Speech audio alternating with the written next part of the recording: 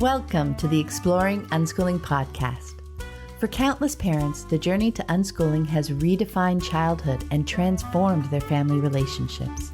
Are you curious? Together, let's explore what living and learning looks like without school. Hello, explorers. I'm Pamela Riccia, and it's the 22nd of June, 2022, as I record this intro. This week, we're flashing back to episode 27, 10 Questions with Teresa Graham Brett. Teresa and I spoke back in 2016. Currently, she's the Associate Dean of Diversity and Inclusion at the University of Arizona's College of Veterinary Medicine. She's an unschooling mom of two and author of the book, Parenting for Social Change. Teresa's background as a social justice educator gives her a unique perspective on parenting and unschooling.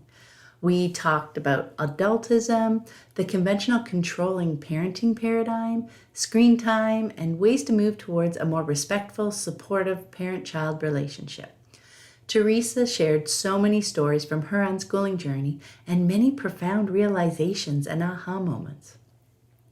Her focus on creating social change is inspiring and just as timely and valuable today as it was when we recorded this interview. Here is one of the brilliant insights she shares about her journey around control. She said, "This is the thing about control. When I controlled his access to everything, food, media, whatever it was, I was uninvolved because I had deemed everything he had access to be safe. So there was no partnership. He would watch stuff, but I would not watch with him." If I think about that control responsibility dynamic that we talked about earlier, I had abdicated my responsibility because I had controlled the environment. So what I did was, when I started to just dive in and say, I'm not controlling anything, I started watching with him. I observed him. I started really paying attention to who he is, not my version of who he is, but who he is really. Now, that makes so much sense, doesn't it? When we control the environment, we feel much less of a responsibility to be involved and engage with them while they're in it. They're safe. But that approach takes a toll on the relationship. Maybe they aren't feeling so safe. We don't know and understand them as well as we could because we're engaging less. We're working with our vision of our child rather than our actual child. We often talk on the podcast about how moving away from control is just the first step. We need to replace it with connection, being involved and engaged with our kids, seeing and hearing them and learning who they really are, rather than our version of them, which is often peppered with our expectations and assumptions. It is such a key aha moment on our unschooling journey. I really hope you enjoyed our conversation. Now, before we dive in, I want to take a moment to thank everyone who has chosen to support the podcast through Patreon. And a big welcome to new patron, Daniela Magosi. Hi, Daniela. I deeply, deeply appreciate all my patrons. Your generous support is instrumental in keeping the podcast archive freely available to anyone who's curious and wants to explore the fascinating world of unschooling. If you'd like to join my community of patrons and scoop up some great rewards along the way, check out the Exploring Unschooling page at patreon.com. That's patreon.com/exploring unschooling. And now, please enjoy my conversation with Teresa.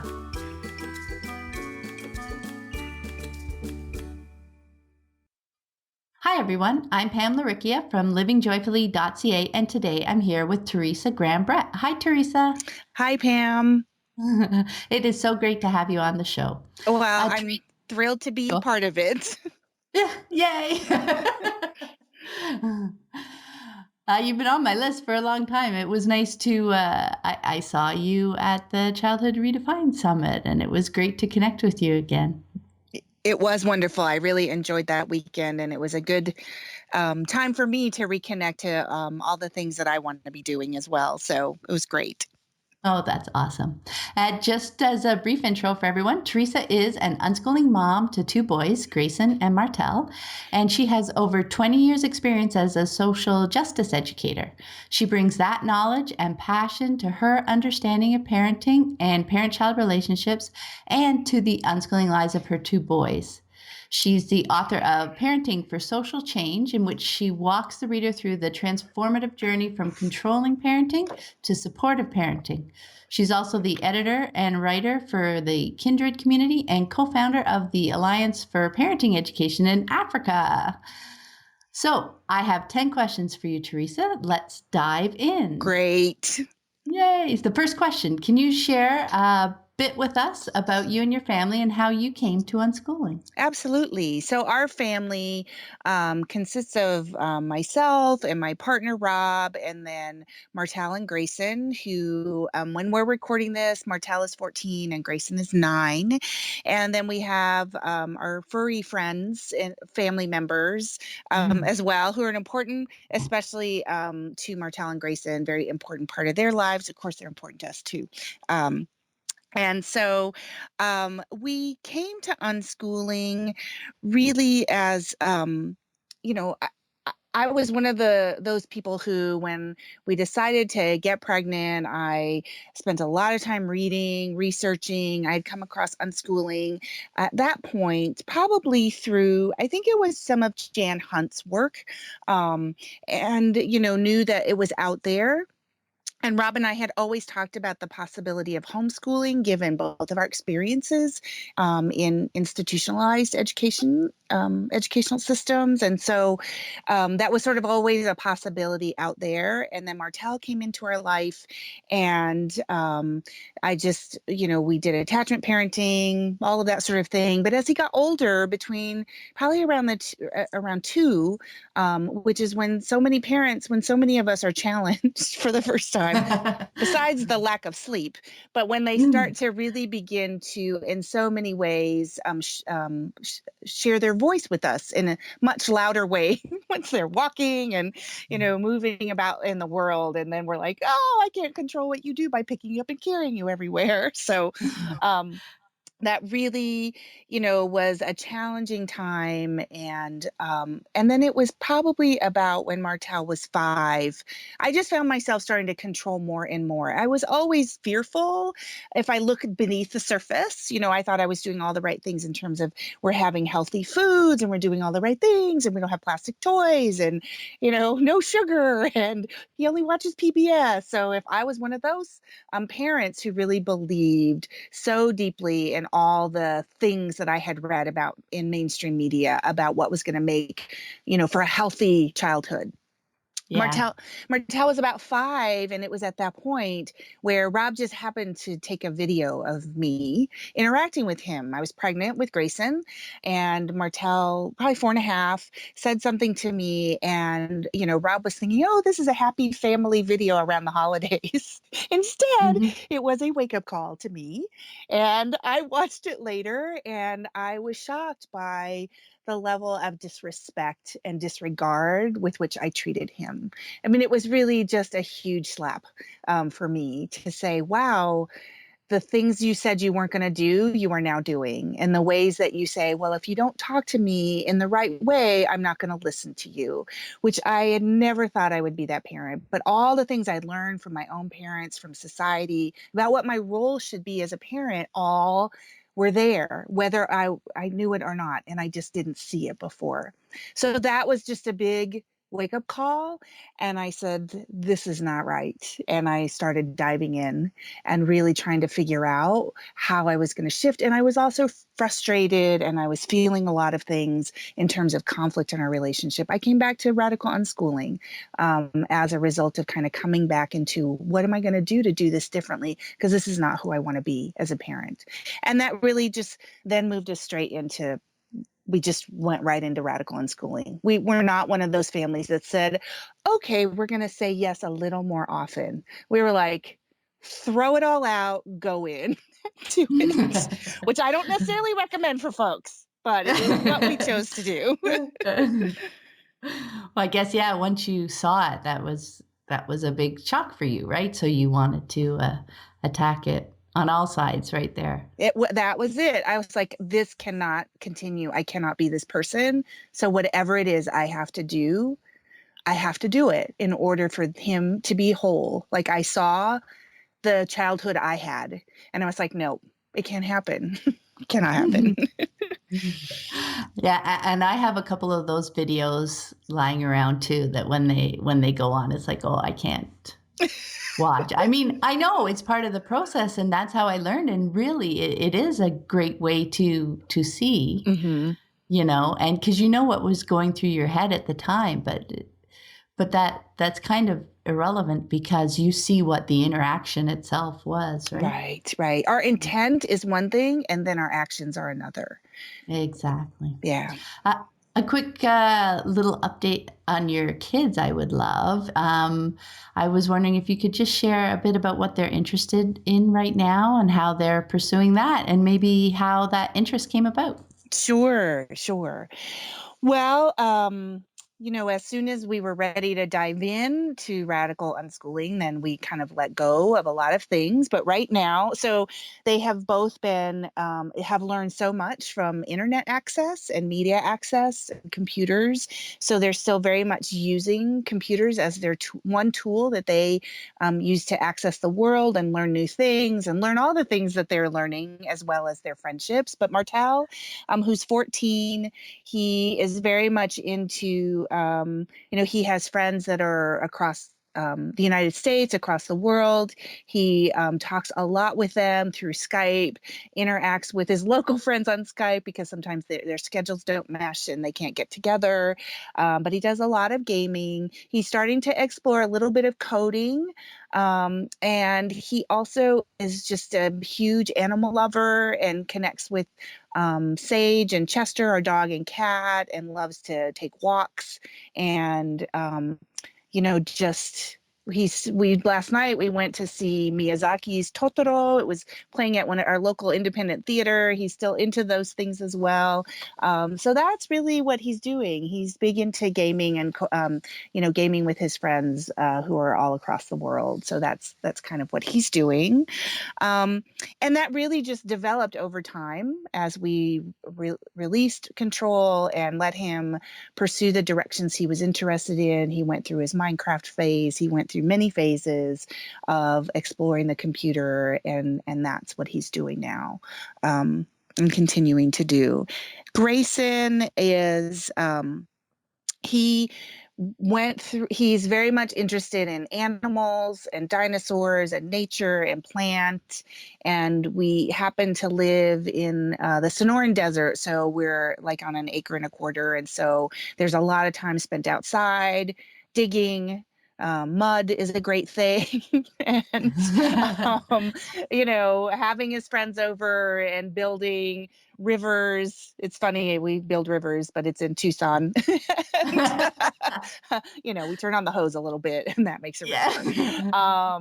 And he also is a big gamer as well. And he has learned so much. He's gone through a phase most recently about immune system cells, and has very much been into the science. He's into science in many different ways, whether it's dinosaurs or genetics, immune system. He loves to play Universe Sandbox. I don't know if anyone knows that one, but that's one where you create worlds, universes with planets and comets, and they can crash into each other. So he's really just, developed that over time, and that's where he's currently at. So that's kind of where they're at right now. That's very cool. You know what? That's one thing that we hear a lot of as we talk to unschooling families is how wide their connections are. Like you were talking about how Martel is, online and chatting and gaming with people from all over the place, right? Yeah. Yeah, it's really cool because I mean I found the same thing with my kids and as they get older too, it also kind of invites travel if someone's interested. I've known a lot of people who've gone and visited friends that they've met either online or maybe at a conference, and then they get together. Their world just seems bigger Yeah. And in general. Martel just took his first trip by himself to Virginia from Oh, Arizona. To visit his best friend who was an unschooler living in Virginia. So it's pretty cool. yeah, exactly.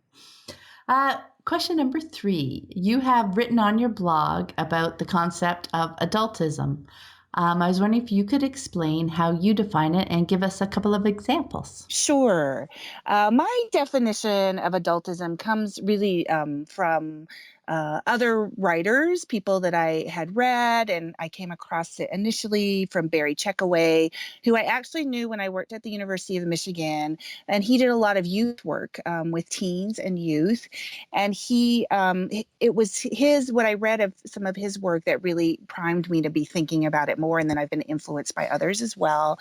Um, and some people refer to it as childism. There's a book out there called Childism. Um, and adultism, from my perspective and how I conceptualize and think about it and was influenced by others, is really this belief that adults are better than children. And so, stemming from that belief is a whole range of behaviors and other beliefs, which means because we believe that we know more, we are wiser, we are smarter, we have the right to control children so that we make them into proper adults. And it's out of those beliefs that adults have the right to control children's lives because they are young and because they're a part of that group of young people, that we then have laws and institutions and systems that all control children's actions, how they learn, where they go, what they're allowed to do, what legal rights they have. I know some of the things I've seen in the Brexit vote recently reminds me of sort of that gap between what rights are of those who are under 18 and, how they view the world, and yet they don't have a vote. I don't know if you saw some of that in the media or not, Pam, but that reminded me of the ways in which adultism operates all over the world. In that, the media was saying that if young people had the vote, that the Brexit vote probably would not have passed. And so, a lot of that, of course, comes from John Holt and his view of childhood and rights that children should have.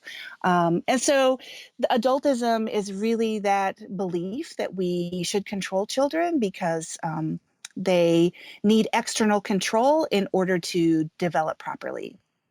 And so that showed up in my own life, for example, in determining when and how. Once Martel, of course, I did breastfeed on demand, but once he got to a certain age and he was eating food, I suddenly decided that I had to tell him when and how to eat. Somehow I could not make that connection between, breastfeed on demand, he should be able to eat on demand. But all of my socialization into, I know what's best for this small person, this child, meant that I decided for him when and how he should eat. So I didn't believe he knew what his body needed, when it needed it. I didn't believe he was capable of making decisions. And yet when I peeled back sort of my adultism, I saw that he was self-regulating in so many different ways. Of course, as a baby, we see that when we really look closely. And then as a 2-year-old, he suddenly didn't lose that.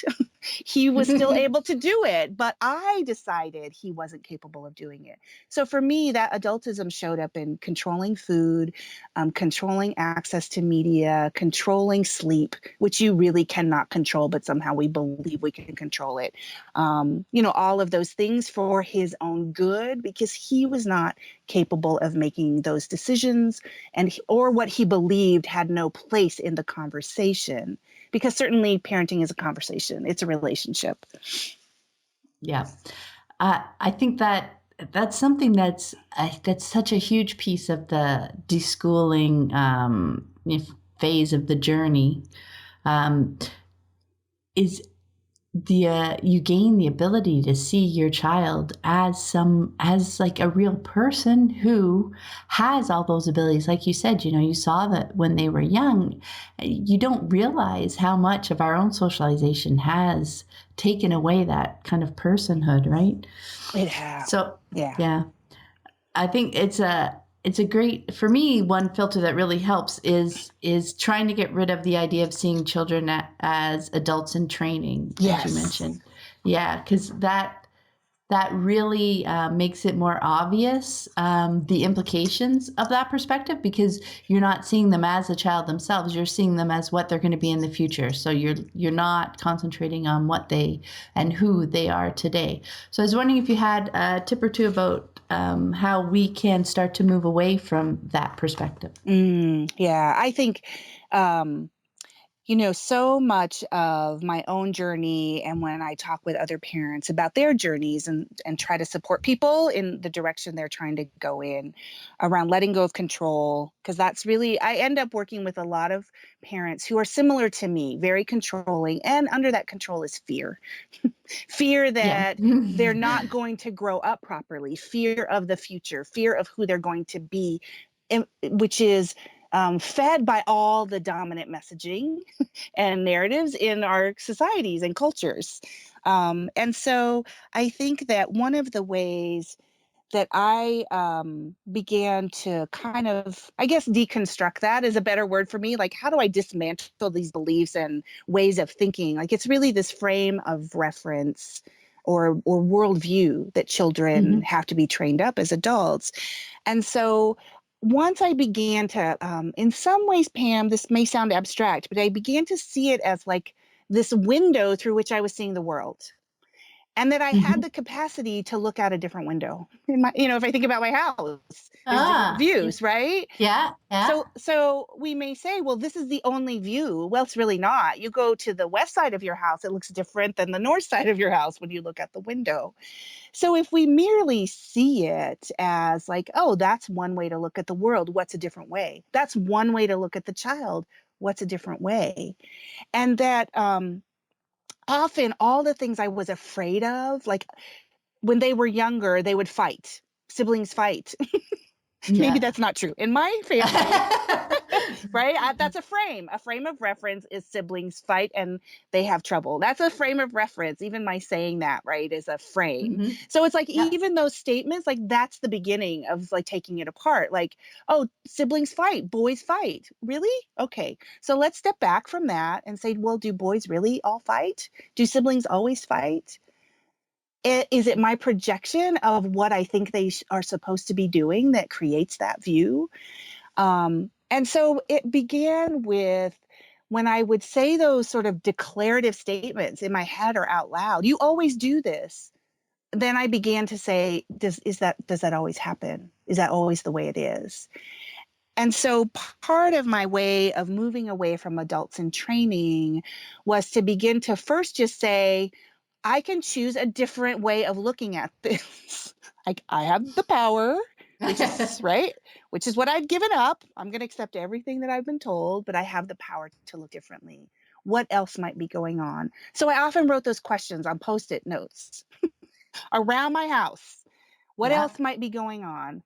What does the child really need? What do they really need? What do I really need? Um, what could be different about this? What am I not seeing? So those questions just stopped me and made me question what I thought was true. And I just read and read and read all the time. And I started writing because that was my goal, was to that deschooling. So each of us may have different accountability. I think of it as accountability measures. How was I going to keep learning and growing? I needed to write and make sense of it. So I began by posting questions around my house. And sometimes I would pick up a mantra and I would use that for a few weeks. So when the boys were fighting and I would say, oh, they always do this, I would say, this is my issue. This is my issue, not theirs. So whatever happened to be below the surface of my fear, they're always going to fight. They're not going to love each other. All of those things. I would begin to say, is that true? How do I know that? Why do I believe that? And those may seem not as tangible, and you can help me sort of direct it in a more tangible way if we need to, but those were the questions I began to ask myself to see them differently. I also one of the reasons I wrote my book was that I began to make the connections then between the other messages that I would hear. So if I were looking at media, and that was, of course, it influences all of us. I read an article about the damaging effects of violent video games. And I'd say, well, I wonder what other studies show, because studies can show the opposite things. And I just began to be really critical about the things I read and heard, and even the things that were popping up in my own mind that were the result of all of my socialization.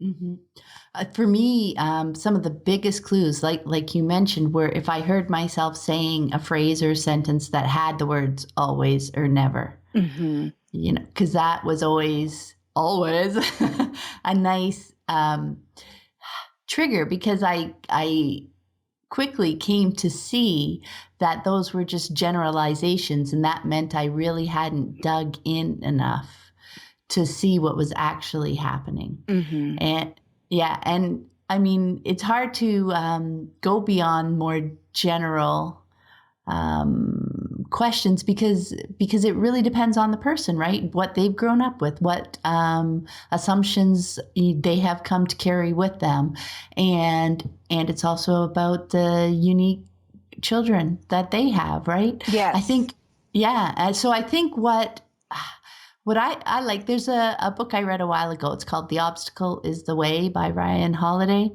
And it really resonated with me, because every time there was something that was really bothering me, that was more of a clue that that was something that I should be digging into, that's where I was going to get the biggest bang for my buck, because that was something that was really getting in my face. So it wasn't about trying to smooth it over, get over it, ignore it and move on. It was more, oh, darn, this is someplace I really need to start looking at more closely. Yes, yes. That is so true. And, I think that in some ways we're used to, from our own school perspective, and even the way we think, we're trained to think the world works, is there's a step by step.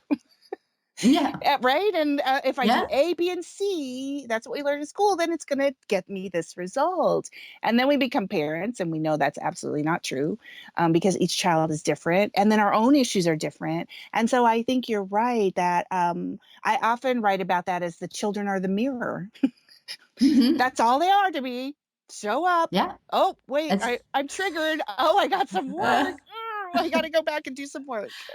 yeah, it's the same idea. And that's another school thing, right? Is because we've learned to be so afraid of being wrong and Hmm. being judged, so that when something comes up, when there's an obstacle, when, the children are that mirror that are showing us something that we're uncomfortable with, we just want to escape it, right? We just want to try and move through it as fast as possible, and not pick at it. But that's where you're going to learn more. It is. That's so critical. So critical. Yes. Yeah. In your book, you made a great distinction. We talked about this a little bit, between power and control, and you emphasize that letting go of control doesn't mean we abdicate our responsibility to care for the children in our lives. And I love the way you made a point of that. Mhm. So I was hoping you could speak a bit about how all those ideas weave together. Yeah. I think because my own struggle was around control, I really began to look at what does control mean for me? What does it look like in our culture and our society? And what I began to unravel in both the bigger picture and then in my own life is that we try to control, and our society sets control of others in place because there's fear. If we don't Mm-hmm. control children, then the fear is they will run wild. If we don't force them to learn the rules right away, then they won't follow the rules. If we let them eat whatever they want, they're only going to eat the things that are bad for them. And so when I began then talking to myself about control, and I began talking with others about control, after I had been in my own journey for a bit, people go to automatically that control means you're uninvolved.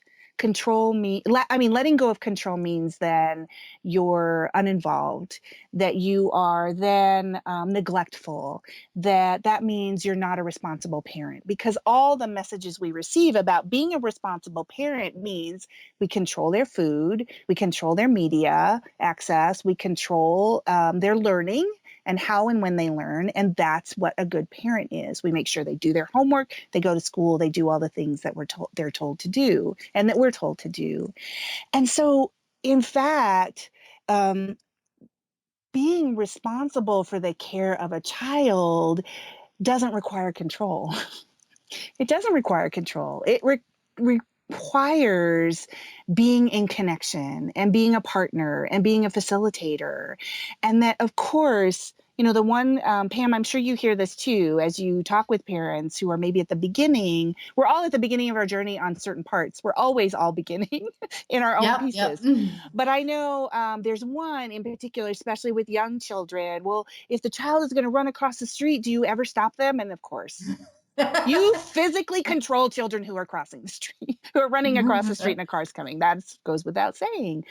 But that's the extreme. But the ways in which we control children are so normalized, we don't see it.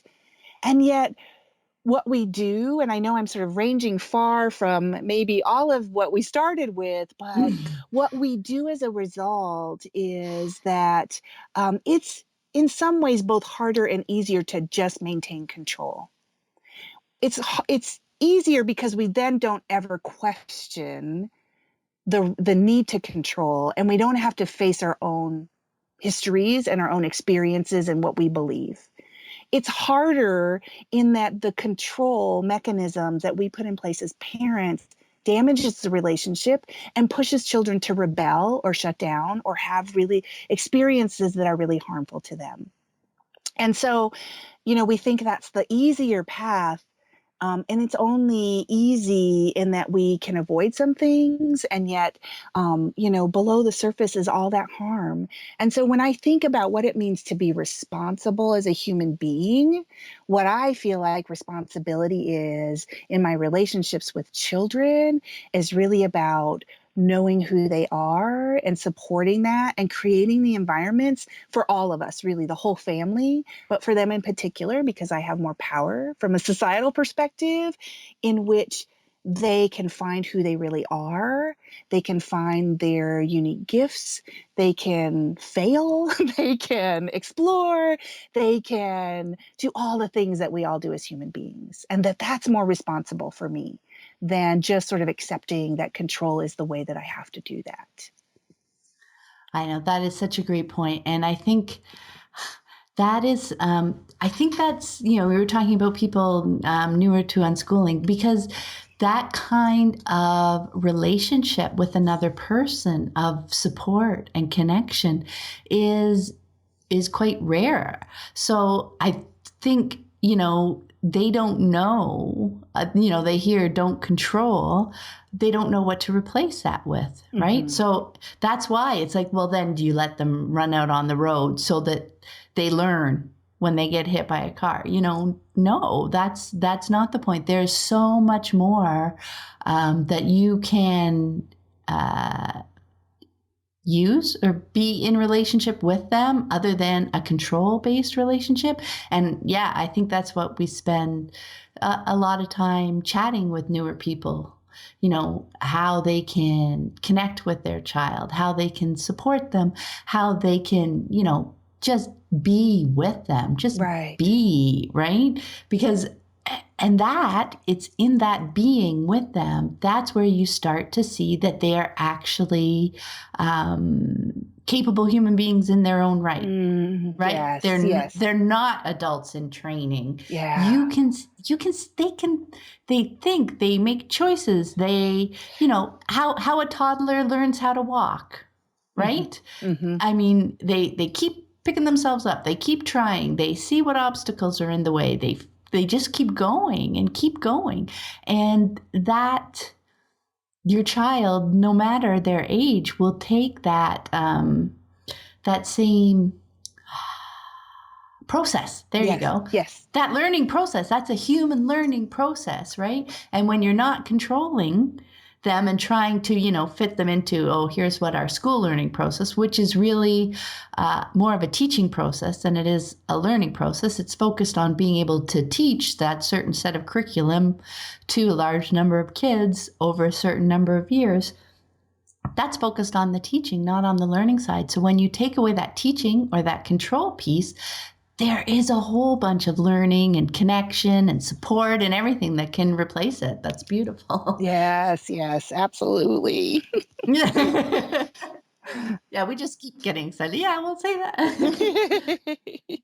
Okay, question number 6. As people come to unschooling, they also, the other big question, if they're not running in the streets, is, as we've talked about already, screen time. And I like your phrase, media access. And as we've talked about, that's probably one of the main dominant cultural stories is all about how dangerous that is. You know, it's addictive, it's violent, it sucks their creativity. They'll have no imagination left. They just zone out and it's mind numbing. And I know this was a big part of your story and your transition. So I was wondering if you could share a bit more about that. Oh, yes. It's funny when when Martel was very young, um, I decided, well, we're going to let him watch PBS Kids. That's what he Yeah. gets to watch. Because, of course, it's educational and it's nonviolent, Yeah. right? And so I'm going to give you free access at any time to PBS Kids. And if you're going to go on the internet, you get to go on the PBS Kids website and play those games because they're all educational. So that was really, that's where I started. And then as he got older, we would branch out and, oh, what was safe? Oh, let me watch this movie and make sure it's safe. And then, Mhm. okay, you can watch this safe. It's safe now, but let me fast forward, past the parts that I think are going to be too scary for you. Yep. So this was my process, was to do all of those things to determine what was within his comfort zone. And I'll tell you, after the video incident where I got to watch myself being recorded interacting with him, and I decided that's it, things have to change. I remember Martel, of course, he was fond of Elmo because he could watch Sesame Street, but he would watch there's this one PBS show called Caillou. Mm-hmm. And do you know Caillou? Yep. Okay. So every time Caillou would come on, there would be a point in almost every episode where Martel would say, shut it off. And so I shut off the TV. Well, I never thought about that. When I was still in this sort of dominant mode of everything on PBS Kids is fine because it's not my version of violence. And what I realized, I started doing, Pam, exactly what you talked about, like really watching TV with him. This is the thing about control. When I controlled his access to everything, food, media, whatever it was, I was uninvolved because I had deemed everything he had access to be safe. So there was no Mm-hmm. partnership. So he would watch stuff, but I would not watch with him. That was, in some ways, if I think about that control responsibility dynamic that we talked about earlier, like I had abdicated my responsibility because I had controlled the environment. And Yeah. so what I did was, when I started to just dive in and say, I'm not controlling anything, I started watching with him. I observed him, exactly what you just said. I started really paying attention to who is he, not my version of who he is, but who is he really? And what I noticed in that show, Caillou, is that whenever Caillou always, quote unquote, gets in trouble at some point in the show, which I'd never Mm-hmm. paid attention to. And then when he starts to get in trouble, a parent then chides him. Or somehow, the parent or the teacher is stepping in to correct Caillou. Every point when that started to happen, when he was watching that show, he shut it off. He wanted me to shut it off because Mm-hmm. he couldn't watch that sort of maybe emotional violence being imparted on the child. So it was Yep. fascinating to me that his self-regulation was occurring, and the violence that I thought was violence, because of course I was perpetuating that violence on him, the emotional Mm-hmm. violence of control, he already saw it.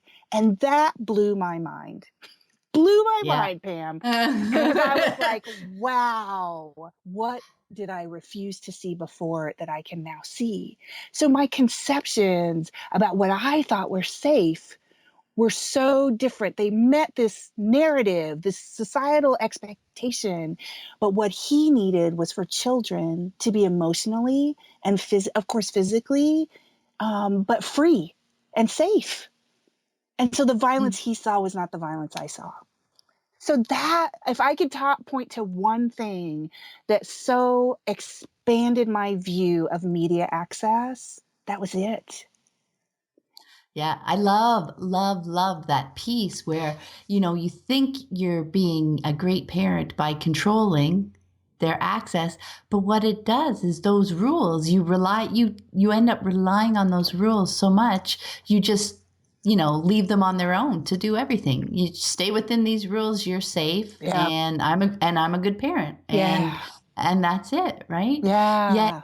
and then if inside our comfort zone, our child gets upset or whatever, conventionally they're shamed for that. It's like, why?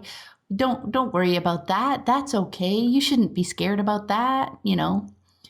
They they get it. They get it on both sides, don't they? Oh, it's so true. It's so very true. I just started watching so many things with him. We'd watch Teen Titans, or, at one point, oh my gosh, we were on this marathon Family Guy. And if any of you've watched Family Guy, Mhm. for a social justice person, it was so challenging for me to watch Family Guy, because they are offensive and derogatory toward every group. And Uh, right. So, but it was so fascinating because I saw the shows he would watch. Like, they were like when youth were empowered. Like, he loved Teen Titans because the teens save the world. Every mhm. time, every show, they do something to save the world. And then as he got older and we were exploring Family Guy, he would ask me, and I'd be sitting there uncomfortable thinking, he's learning all these stereotypes, he's learning all these things. Oh my goodness, oh my goodness. And he didn't. He didn't pick those things up. Does he internalize stereotypes? We all do. Of course, there was a degree to which that happened, but we could critically talk. We could talk about it. Oh, what did you think of that? What are you seeing? Not in a way for me to manipulate him to believe what I believe, but as a way to understand his experience with that media and that show or that video game, like, to just be in it with him changed how I saw his world and opened it up. And then it paved the way for me to do it with Grayson. I talk a lot about Martell because Martell was the first. Yeah. He sort of helped me through it. Yeah. I know that's the same for me with Joseph, and that when you're spending that time with them. So now when the control's gone, it's like, oh, okay, now I'm going to be with them because I'm going to see, help them, support them where their comfort zones are and everything. It is incredible how much you learn about them. Like, I remember his reactions and comments and conversations we'd have from Pokemon. Mm. Right? I mean, there's just, and then, later on, The Simpsons and that kind of stuff.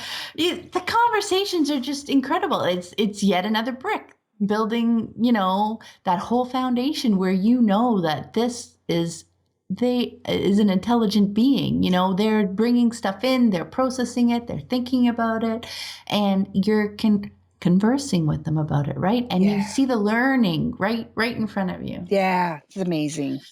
I know when people are always asking, well, how do you know they're learning? Because, we're talking with them every day and you can see them processing. You can see the new words, the new ideas. You can just see all that stuff connecting inside their brain. It's so cool. Yeah.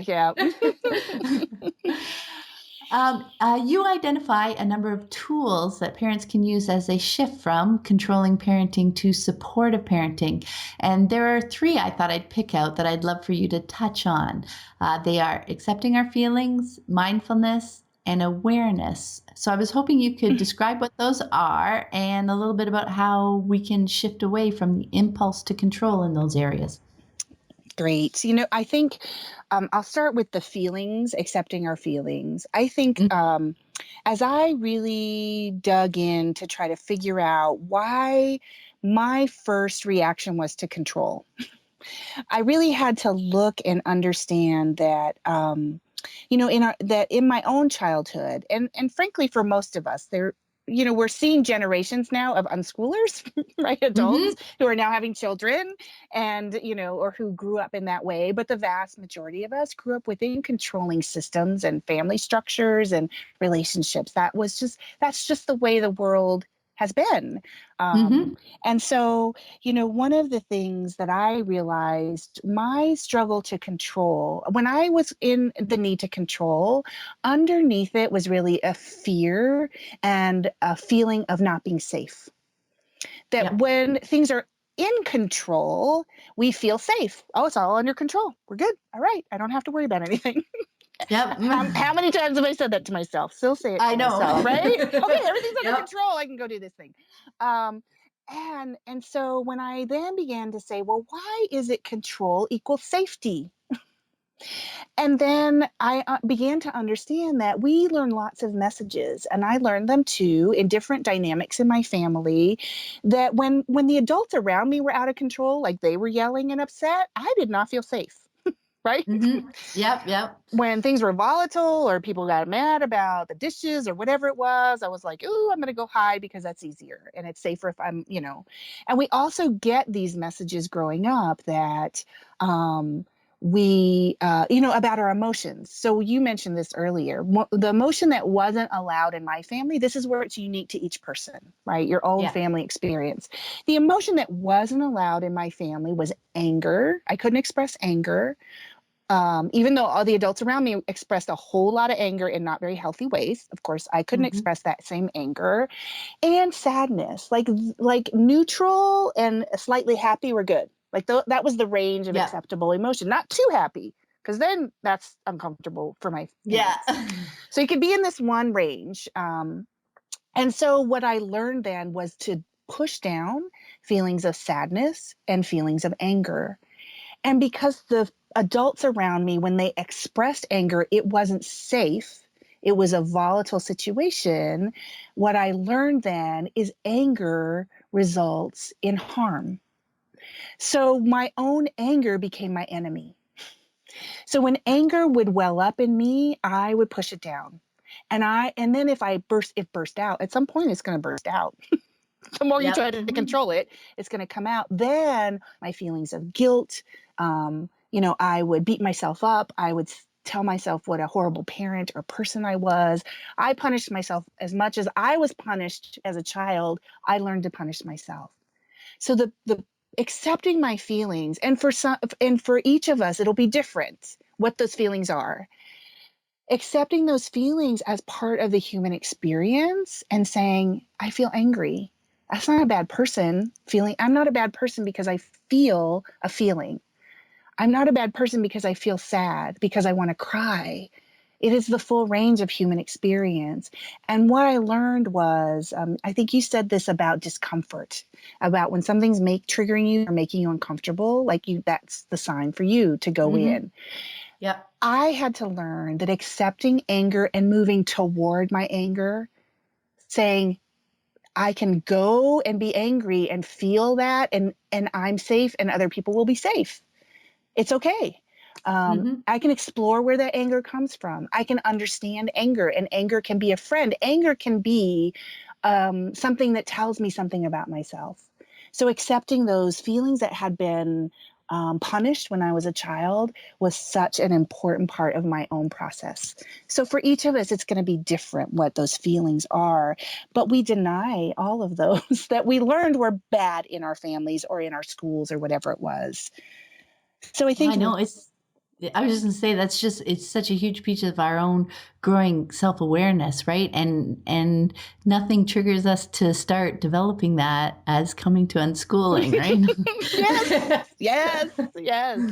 And I think then what the mindfulness piece, all of these things all interconnect because I had to be willing to be present with myself. As you Mm-hmm. said earlier, and as I've said, when those uncomfortable feelings hit us, when the discomfort is there, the ability to sit with that and be present with it is so difficult. Yeah. And so that mindfulness, that in the moment now, where am I at and what's going on for me? But then also mindfulness and presence with the child. Mm-hmm. That even I'm just going to sit right now. And even though I feel 100 things are pulling on me, I'm going to watch this video that he wants me to watch and just be there. That's Or such a go ahead. I was just gonna say that's such a huge piece, right? And I think that's something that for me anyway, that's something I learned through experience, because people would say, make that a top priority. I'm like, okay, I'll try. And, but it's like, after a few times, it's like, wow, what I learned in that half hour Mhm. beats like every other choice I could have had. Yeah. Right? So Yeah. that mindfulness to be with them and that mindfulness with myself to take a beat, Mhm. when some emotion or some feeling was welling up, that those were huge tools for me. Yeah, yeah. And even that mindfulness of where my feelings show up of feeling out of control, unsafe, or angry, always Mhm. shows up in my stomach. Ah, So the place it shows up is I start to feel a little funky in my stomach. Sometimes it shows yeah. up as hunger, but it's not hunger, it's anger. Sometimes it shows up as Ah, nausea because, oh my gosh, something's really making me so uncomfortable. I'm starting to feel a little bit nauseous. So I started paying attention to those early signals. What's going mhm. on? Oh, wait, something's happening in my stomach. All right, give me a moment. Give me a moment, guys. I just gotta have a moment, and to ask for that time in for me. Like, I need a moment. This is really intense. Sometimes it would Yeah. be just to close my eyes in the midst of what was going around me for just a moment and say, I'm feeling something. Even if I couldn't name exactly what the feeling was, just say, oh, I'm aware. My mindfulness allows me to tap into, close my eyes. It's in my stomach. I'm feeling something. And then move on. What's the next thing that's gonna. Mhm. So I know that sometimes the physical reaction shows up first, right? You it don't even. does. Yeah. Yeah. Yeah. Yeah. So the mindfulness piece is both with ourselves and then also with the child. I know that when I'm in that angry mode and what I want to do is lash out, if I get down and I really just observe the child, like look in their eyes, Mhm. it's so easy to dehumanize. And none of us want to think we dehumanize our children. But Yeah. it's easy if all we see are the externals, like not the messy house, the toys poured out on the floor, the mess, whatever, the spill, whatever it is. We look at that rather than the child, and that moment of mindfulness to just say, look at his eyes, look at him, notice his nose, notice the hair. Notice the things you really, really love. Like if I could take that moment in those intense times, like that 2 to 6 years old, and even now I Yeah. do it at 9 and 14. Like breathe and oh my gosh, look at him. And that's Mhm. that moment I need to at least hold back from the lash out. And then even if there's a lash out, there's ways to come back from that. We can talk about Mhm. that. But and then the last thing is the awareness piece. For me, the awareness had to do with multiple levels of awareness. Awareness that I was trained to be this way. Like all of my early training in childhood, the systems, the school systems, my family system, all of those things trained my brain, right? Our neural pathways Yep. that Mhm. are activated, reactivated, and reactivated over and over. Like those things I was trained to do. So that awareness that I'm trained to be in this place and I can unlearn it, like that hope, I can unlearn it. And to know that that's what operates and that gets reinforced in even now in the media, the messages I might get from family, all of those things reinforce that control dynamic. Mhm. And then what are my particular triggers so that enter in my own personal awareness. So food was a trigger for a long, long, long time. Sometimes still comes up for me. There are other things that are triggers for me. So my awareness of this is a soft spot for me. I'm sensitive about this thing. So knowing that, oh, this might come up. Okay, so how do I take care of myself? How do I recognize that that's a place of healing, that that's a place I need to go deeper in, that awareness of my own dynamics, internal dynamics, and even the dynamics I may have set up in my relationship with the child. Because we get into patterns with Mhm. them. And even as we're undoing what we did before, those patterns come back into play. And so we can even acknowledge that, oh, we're stuck in this pattern. So sometimes I would even say, like, if we were in the car and there's a lot that happens in cars, if people have Mhm. cars and they travel by Yeah. cars, there's a lot that happens. I would say, I've got to pull over and just step out. Like, this is not working. I need to step out for a minute and, change that energy pattern or change that pattern of interaction. Or I can say, you know what, I'm getting intense. I'm going to step away.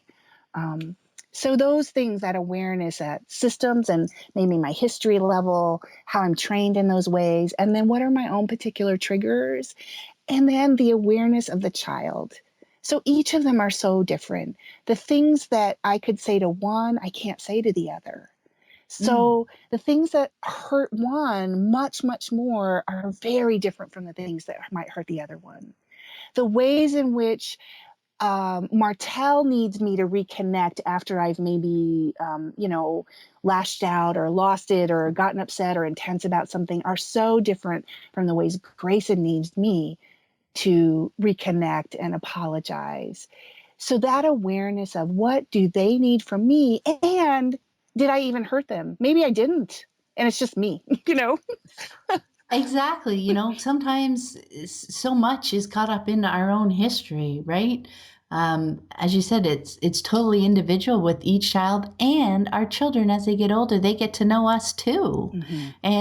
And they're aware of our triggers or our personality, all those pieces. Like, I think I've mentioned before on an episode that my kids know I need a minute to absorb, quick changes in plans and stuff like that.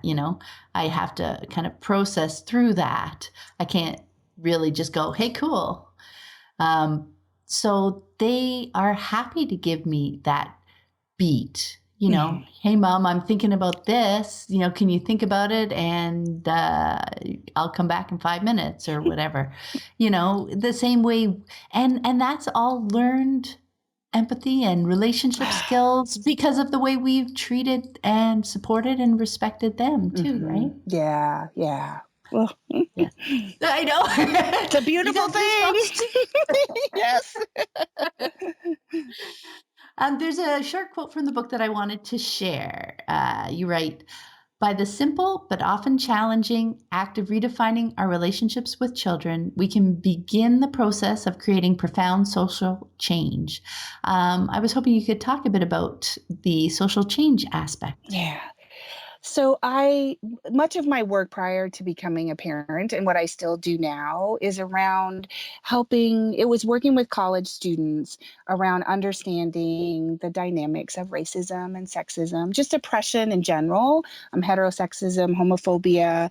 And I remember that so much of the work that I did, by the time students are 18, to 21, when we had them, most typically Mm-hmm. that age, it was so hard. It was a hard work to do, to have people realize what the dynamics were.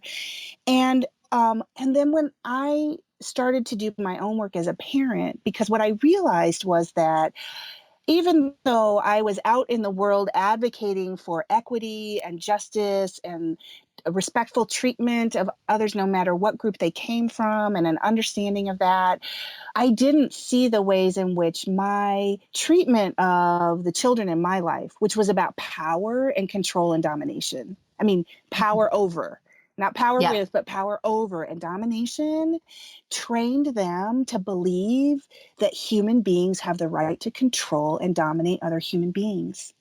That fundamentally all I was doing was recreating that system of belief and interaction and behavior and even brain development.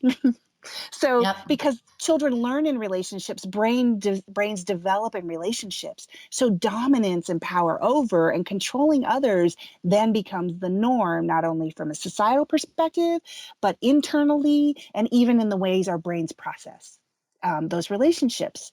So, I realized that by deciding that children don't have to be controlled, don't have to have power used over them, don't need to be dominated, by changing to this way of interacting that's respectful, that acknowledges their full humanity, that treats them as if they are full human beings, no matter what age they are, no matter who they are, that we set the foundation for that broader change, that the generations of children that we now interact with and build relationships based on this equitable model then begins to ripple outward. and creates this social change at a broader level. That's my fundamental belief after, all the work I did in universities and do now, but then my own journey as a parent and recognizing that the treatment of children sets the foundation for all other forms of discrimination and domination. Really does, because that's the first big power controlling relationship that they have in their life, right? That's how they learn it. Yeah, that's really interesting, and I love that aspect to your work. Let's see. Ooh, we're getting there. Question number 9. What has been one of the more challenging aspects for you on your unschooling journey so far?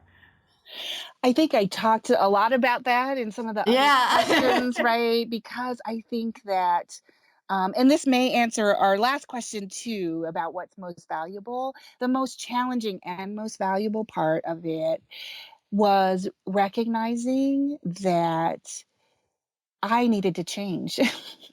That the goal wasn't to change the children in my life so that I would be more comfortable. It was to use the discomfort that they generated in me to do my own work. And what has been and continues to be most valuable for me personally has been the ways in which that healed me from the experiences I had in my own childhood. That this unschooling journey has been so much more about my journey.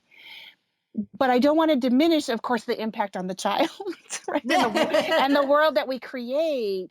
But it's in that belief that we all can be whole, that we return to wholeness as adults, and we create a space for them to remain whole to the greatest extent possible. We're all going to experience some pain and some trauma, and it's not about you have a happy life that never experiences any of those things. That's not what I create for the children in my life, because I don't control their environments. I don't control the relationship they have with others, the ways in which someone you love might hurt you, in those other relationships they have. But it's a journey of healing for me and parents. And then it is back to wholeness. And it's a journey of creating as much of a foundation of wholeness from which they then operate from, of knowing themselves and knowing that they're enough. And they're going to question it, because I see that now in Martel. Even he'll question, am I good enough? How am I going to make it in the world? He asked me once recently, Mom, how do you know I'm going to be okay without formal schooling?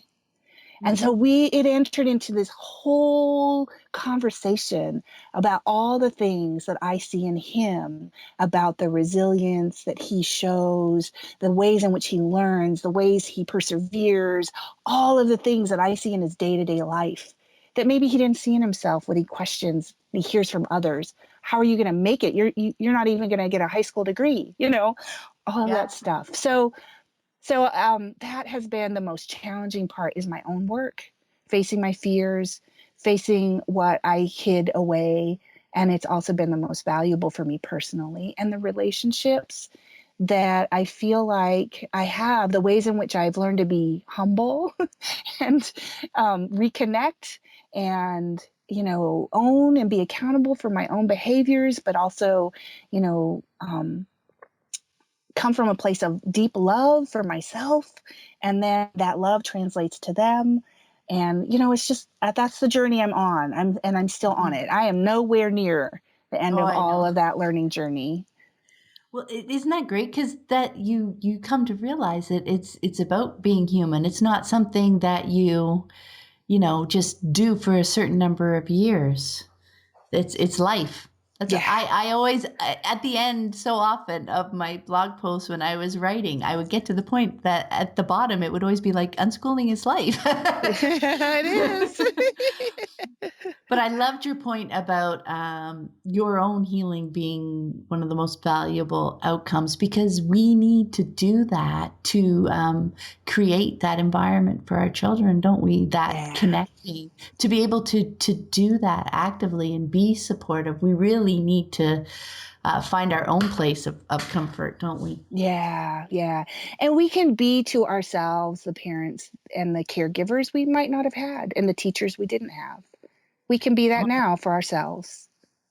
Oh, exactly. Yeah, I know. As you're watching your child and helping them through situations, I your own situations are going to be going through in the back of your mind and everything, and it helps you process those moments in childhood plus the one with your own child in front of you. Yeah. Yeah, and that's why hey, we're going to turn this right back to the beginning when you were talking about how, we're always starting certain parts of our journey, right? Yes. You may have been unschooling for 10 years, but you've never unschooled a 16-year-old. So there's going to be, Yes. situations coming up where, it's like, oh, gee, I haven't really thought of this before because it's never come up. So you're going to be doing that whole healing work, that whole analysis. You're going to hit that obstacle, and you're going to be processing your own experiences and the one with your child in front of you. Oh, yes. It's such a glorious, in some ways, it is the life I wanted. I didn't Mhm. even know how to get it. Yeah. I didn't know what it meant, but just taking each step one step at a time every day creates this life that I didn't know I could have. I knew that was this feeling of, gosh, this is what I want and need. And then in this unschooling journey, I got the life I needed and I wanted, and I didn't even know it was possible. That's it. Didn't know it was possible until I just discovered it. It's beautiful. Well, I want to thank you so, so much for taking the time to chat with me, Teresa. I had a great, great time. I did too, Pam. It's so Yeah. wonderful to talk, and it's been wonderful to connect in person a couple times and just to be a part of this conversation. I so appreciate the opportunity. Oh, thank you. Thank you very much. And I'm so glad to have you here today. And before we go, can you share where the best place is for people to connect with you online? Absolutely. Parentingforsocialchange.com. All spelled out, and I'm Parenting for Social Change on Facebook as well. And people can connect with me on Facebook, Teresa Graham Brett. So, yeah. Awesome. I will share those links as well in the show notes. All right. Thanks very much. Have a great day, everyone. Thanks. I hope you found this episode helpful on your unschooling journey. And be sure to check out the growing podcast archive. The conversations never go out of date. You can find more information about my books, the Living Joyfully Network online community, and the Childhood Redefined Unschooling Summit online course at my website, livingjoyfully.ca.